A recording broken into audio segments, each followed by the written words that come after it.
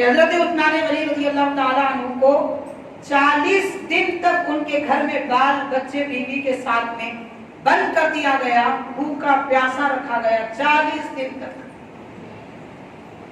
مدینے پاک کا جو کنواں حضرت عثمان غنی نے خریدا تھا اسی کنویں کا پانی آپ کو نہیں پلایا گیا۔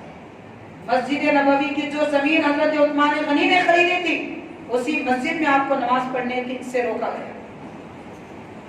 اور جو کھیتیاں حضرت عثمان غنی رضی اللہ تعالیٰ عنہ نے بیت المال کے لیے خریدے تھے انہی کھیتیوں سے آپ کو نہ جو دیے گئے، نہ گیہوں دیے گئے، نہ اس کا آٹا دیا گیا۔ 40 دن تک بھوکا پیاسا رکھ کر آپ کو شہید کر دیا گیا۔ قرآن مجید پڑھتے پڑھتے آپ کی شہادت ہوئی۔ حضرت ابو ہریرہ رضی اللہ تعالیٰ عنہ آئے، شہادت شام میں ہونے والی تھی دوپہر کے وقت، اور کہنے لگے کہ میں آپ کے لیے کھانا لانا چاہتا ہوں۔ یہ 40واں دن ہے، لیکن باہر جو بلوائی 2000 یہودی تھے، 2000 منافق آپ کے گھر کا محاصرہ کیے ہوئے تھے۔ بڑے بڑے جتنے صحابہ کرام تھے وہ حج کو گئے ہوئے تھے، باقی جو صحابہ کرام تھے وہ خود ان سے لڑنا چاہتے تھے، مگر حاکم امیر کا حکم ماننا بھی لازم ہے۔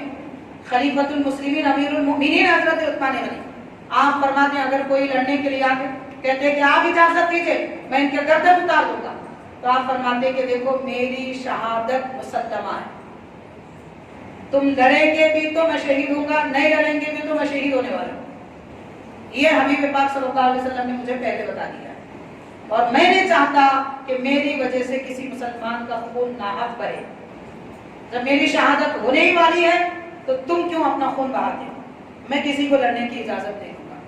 دنیا میں ایسا کوئی بادشاہ، ایسا کوئی خلیفہ بتائے جو خود قربان ہو جائے مگر اپنے تحفظ کے لیے کسی کو ایک قدم آگے بڑھنے نہ دے۔ ایسی مظلومانہ شہادت حضرت عثمان غنی رضی اللہ تعالیٰ عنہ کی تھی۔ 40 دن تک بھوکا پیاسا رکھا گیا۔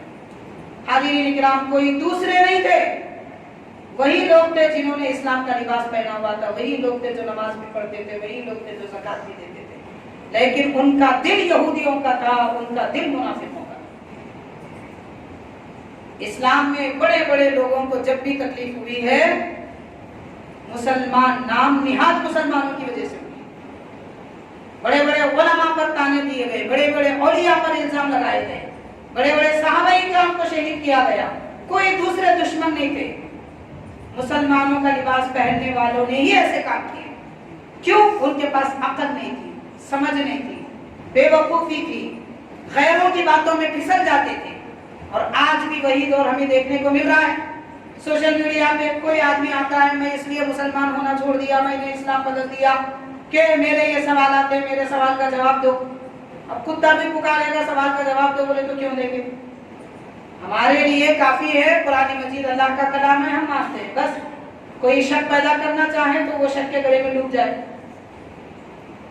لیکن حاضرین اکرام ایسے لوگ، اسلام کو نقصان اکثر مسلمانوں سے ہوا ہے، یعنی نام نہاد مسلمانوں سے۔ اسی لیے نام نہاد مسلمانوں سے بچ کے رہنا چاہیے، کہیں ایسا نہ ہو کہ ہماری قوم ڈوب جائے، کہیں ایسا نہ ہو کہ ہمارے دین کو نقصان پہنچ جائے۔ تو بہرحال حضرت عثمان غنی رضی اللہ تعالیٰ عنہ کی شہادت میں جو لوگ ملوث تھے وہ بھی یہودی تھے، منافق تھے، لیکن اپنے آپ کو مسلمان ظاہر کرتے تھے۔